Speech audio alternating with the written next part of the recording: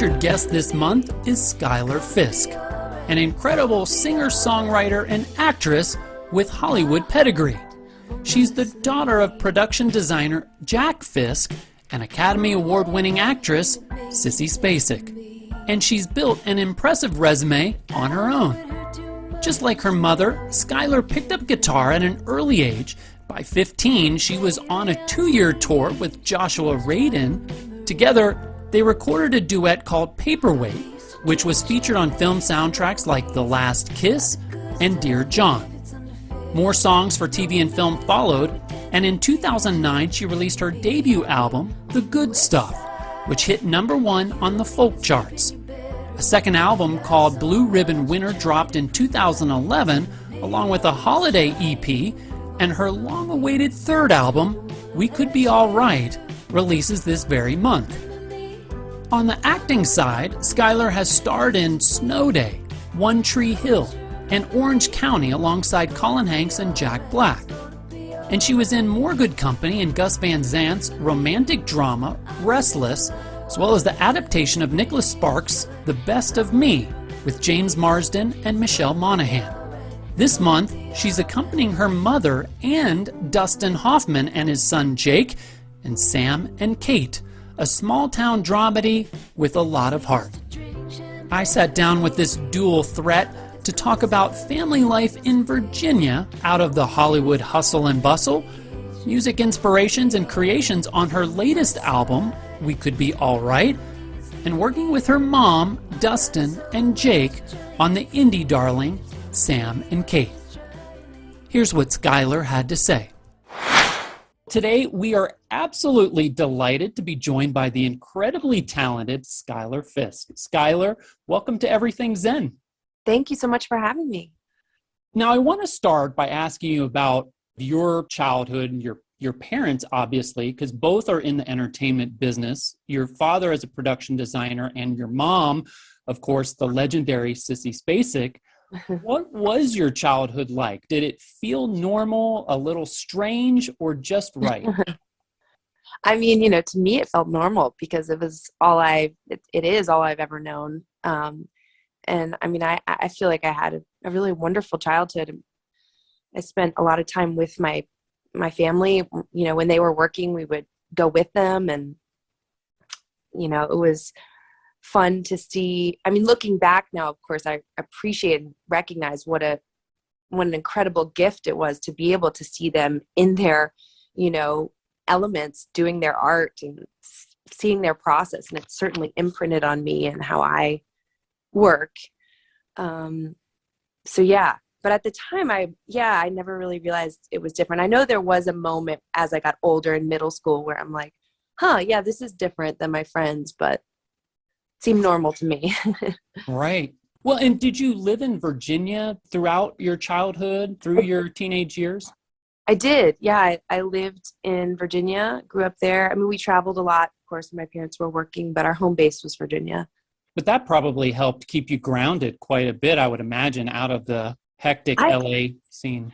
I think so. I think it definitely, when I was little, it's like this family joke because so badly. I mean, I just loved LA. I loved, like, as a little kid going to LA, and I loved everything that came along with that. And I just wanted to live there. I didn't want to live in Virginia. I wanted to live in LA, and I said, and I wanted to be an actress from a very young age. And I remember saying to my parents, why can't we live in LA? Why can't we live in LA? You're ruining my career. And then they said, well, honey, you one day you'll appreciate it, that you didn't grow up out here, and there's smog, and I said, I love the smog. And that's like a thing they love to remind me about now, because of course, oh my gosh, I just think growing up where I did outside of LA and Hollywood was just the greatest gift they could have given me. Speaking of that, some kids, if their mother or father are doctors, they want to be a doctor too. And other kids would see that and they just want to go in a completely different direction. Did you feel any pressure to follow in your parents' footsteps? Were you fascinated by what they did? Or did you just kind of go about it where you just wanted to play and pave your own way? I think just growing up seeing that was an option of a life that you could have, it just seemed so, I was so interested in it. I did theater and, music as a kid. I don't think it was ever something I thought too hard about. It just seemed like obvious to me that I would go into the arts because I just, was so interested in it. It felt like, home to me in a way because I was so comfortable in those environments. And, thankfully my parents really supported that. Because, I've heard about a lot of actors whose children want to go into acting and they don't want them to. Right. And, my parents definitely didn't want me to get into it too young, or like go full on into it too young. Cause I did do some acting as a youngster, but, they wanted me to have as normal of a childhood as I could under the circumstances while still being able to, live my dreams, if you will. But right. It was a nice balance, I feel. Apart from your family, who or what inspired you as a young girl, and what inspires you today? As far as music is concerned, like when I got older and started writing my own music, I would say like the person whose music I heard that I was like, really, really, it just moved me into a way of like, I want to do that. I'm just so moved by this and it makes me feel something, was Bonnie Raitt. Amazing.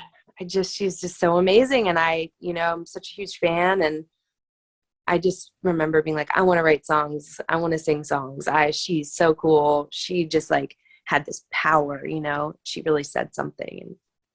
And as far as acting, I'm not really sure. I really loved movies and the storytelling behind it. And I love the idea of becoming someone else. And, also because my dad was, like you said, on the other side of the camera doing production design, have always been really enamored by the whole collaboration of something like a film or a TV show. It really is so important that every single person that's contributing is,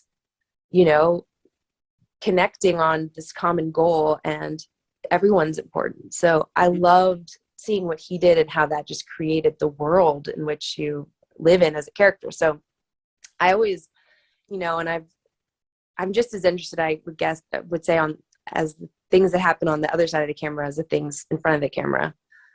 Yeah. So I think the whole thing has always been really intriguing to me and exciting. The idea of creating something that wasn't there. And I think now, it's those same things. It's just, I'm continually inspired by, the things going on around me, the new art that's coming out, by stories I hear. I hear stories all the time, just like people meeting someone at the grocery store and they'll tell me something about their day. I'm like, that's going to be a song that I write. Write it down. Yep. Speaking of music, I mean, both music and acting have been a very big part of your life. Have you ever felt like you had to choose one over the other? Do you like one better, or do you love having, the balance between the two?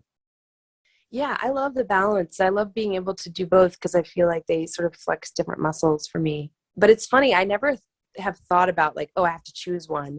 But it's like a question that everyone asks me, and I'm like, yeah, I don't know. I think I've just sort of I'm just happy to be doing whichever thing I'm doing at that moment. And whenever I'm in the midst of it, that's my favorite thing is, when I'm making a movie, it's acting. And then when I'm making a record, it's music. So it's really fun when I get to combine those two things. Your website teases a new album for November entitled We Could Be All Right. What can you tell us about it? Was there an overarching theme? What were your motivations to put the album together?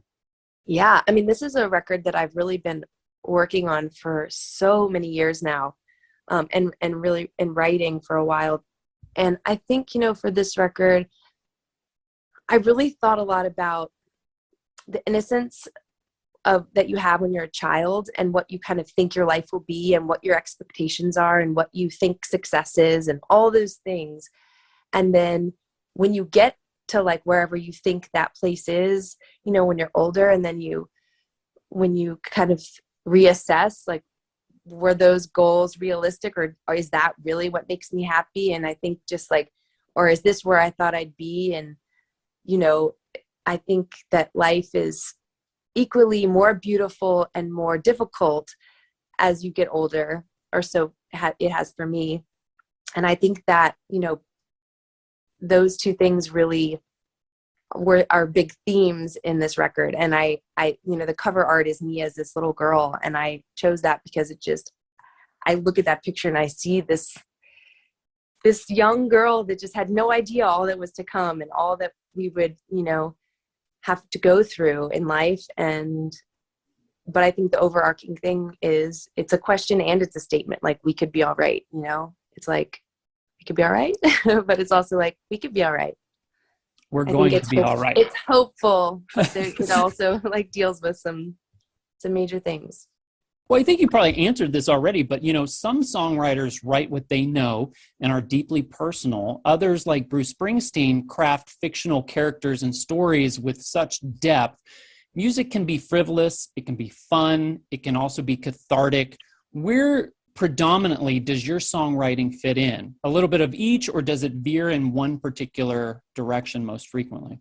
I mean, predominantly it comes from, these songs are born from my own emotion and like from a real place of real stories from myself, but not for every song. I mean, there are some songs on the record that are not about me, that are not autobiographical, but they are real stories, you know, but they're not necessarily mine. But I didn't like just make them out of thin air. And then I have a song in this movie that I have coming out called Sam and Kate. And I wrote a song for the movie as my character, Kate, and I play it in the movie. And the song is called Life After.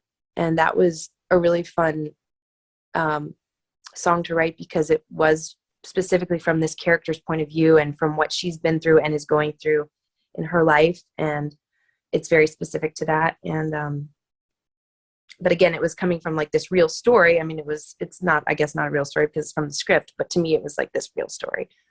And so it almost felt like I was writing about myself, but actually I was just being her. In character. Yep. Yeah. You've had a lot of different projects in film and television over the years. Orange County, which I loved, One Tree Hill. What is Sam and Kate about, which releases in November? And who do you play? Yeah, Sam and Kate comes out November 11th. I'm so excited. I play Kate. You know, for me, the movie, I mean, it's about so many things, but to sum it up, it's really about, you know, family relationships and all relationships and how they change, how those dynamics change as you get older and you go through more. And, you know, I think specifically I guess for all the characters, and I think for everyone, but just pertaining to the song I wrote, which is called Life After, I think of this movie a lot about like the things that we all as individuals go through in our lives that sort of, you know, draw this line in the sand of your life. Like you have the before this happened and the after this happened, you know, before I lost someone important to me, after I lost someone important to me, you know, before I had children, after I had children, like those life events that really change you and how that affects the course of your life and then how that can connect us and also can pull us apart from people. So I love that. Yeah. It looks like it was a very nimble production. There's a generational aspect to it. I mean, a small cast with you and your mom, Dustin Hoffman, and his son, Jake. And it was directed by Darren Lagallo, who is married to the producer, who just so happens to be Amy Adams. Did you know everyone beforehand? Was it a very family-oriented type of project? How did you get involved?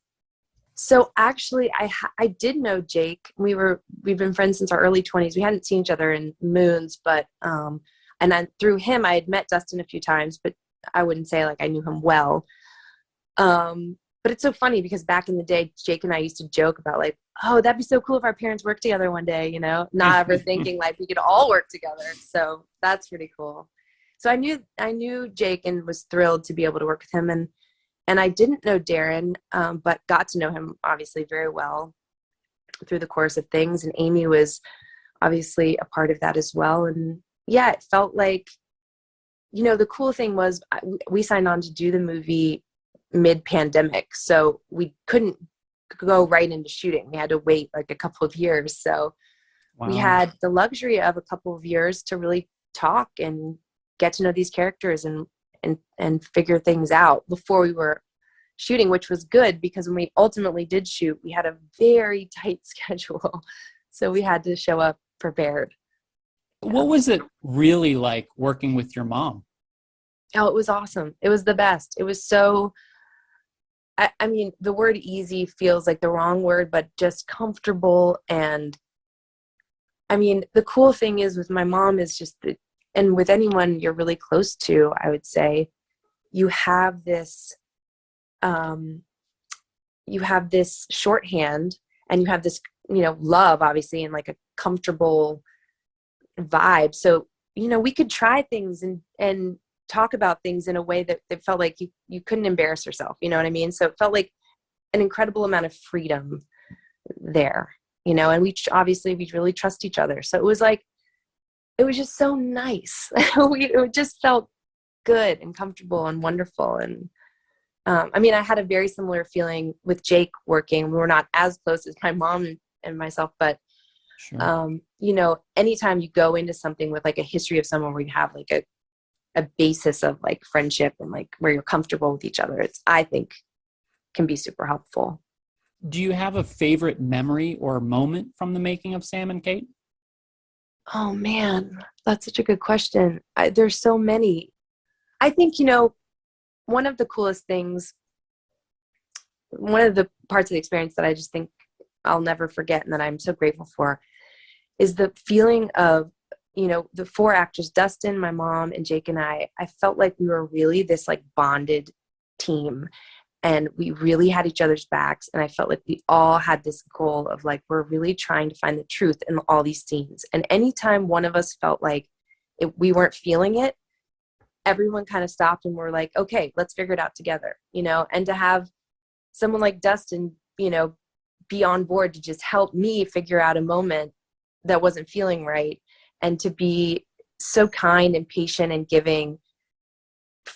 Every single one of us gave that to each other. And it was an experience that was so deeply meaningful to me. Just the respect between those four actors and the real sense of like camaraderie. Because I feel like when you are doing a scene and it's not working, it can either make everyone kind of like split apart, and like Right. each other, or it can make you like really dig deep and figure it out and work together, and then you're forever bonded. Right. And I really feel like with these actors, that's what happened. And so for me, it wasn't just one moment, but there were multiple times where I felt like we really came together as a unit. And yeah, it was really cool. Really, Teamwork. Really cool. Teamwork makes the dream work. What's the most valuable lesson or bit of advice you've taken to heart in your career? I mean, I think there's so many things that I've learned specifically from my parents. But I mean, I think from both my parents, they're really committed to the art of it. They've never thought about projects for anything other than doing something good. They want to be truthful, and they want to do something good, and they're never going to they just aren't interested in phoning it in or any of that kind of thing. Like when they're invested in a project, they are all in, and they're consumed by it in, I think, the best way. To some people, they might think it's crazy, but you just care so much, and you never give up trying to make it the best that you can. And I think, just growing up with parents in the business that are going after that goal, they've been really good role models in that way. And I think also Jake has a similar story too. He has that same fierce, dedication to the things that he's a part of. And so that, and I think on the acting side, my mom has just been, she's always kind of said to me, you don't need to worry about overthinking exactly how your inflection is on a line or how you're going to say something, or thinking planning something out too much. I mean, you always want to be prepared, but then you have to just try to listen and to really just feel and think the things that your character is going through instead of trying to act them. And if you think them and they're happening in your brain, then she said they will see it. The holidays are coming up, and in 2016, you did a terrific Christmas EP, Sounds of the Holiday. It's Christmas, So We're Singing, by the way, is one of my favorite songs of yours. Oh, thank you. And a few years later, for Deck the Halls, there's an amazing photo of you with a drum set. What is your favorite Christmas song and why? And what's your favorite Christmas gift and why? Oh my gosh, these are great questions. I love Christmas. I love Christmas music. I love Christmas movies. What is my favorite Christmas song?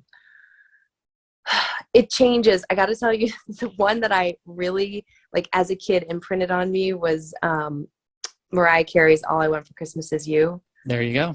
I asked for that CD for Christmas. I got it. I listened to it on repeat. I like read all the lyrics. I was obsessed.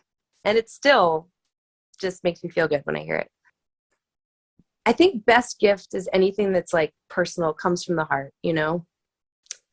It could be like a drawing, or, you know, my dad was big on like making presents for us as kids, cool. Which was always the most special. Anything that someone's put time into, I think, you know, the littlest thing or something that like helps you remember something important. Well, it sounds like the remainder of the year is going to be very fun and very busy for you with the new film and the new album. Will there be a tour? What are your plans for the album's release? Yeah, there's not one set up right now, but I would love to make that happen. And it would probably be in the new year. Yeah. And awesome. Everything would be on my website, and I'd post on the socials, which mostly now I feel like Instagram is the most reliable social media thing for me. I feel like I'm really tech challenged. So I'm like trying to get up to date with all the other things, but. Well, Instagram's a good place to be. Yeah. Yeah. Do you know what 2023 looks like? Do you have New Year's resolutions, goals for the future? Every year, one of my resolutions that I feel like I can never fulfill or get through is to drink more water. I remember it from time to time, and then I do it, and then I forget. So that's a big one.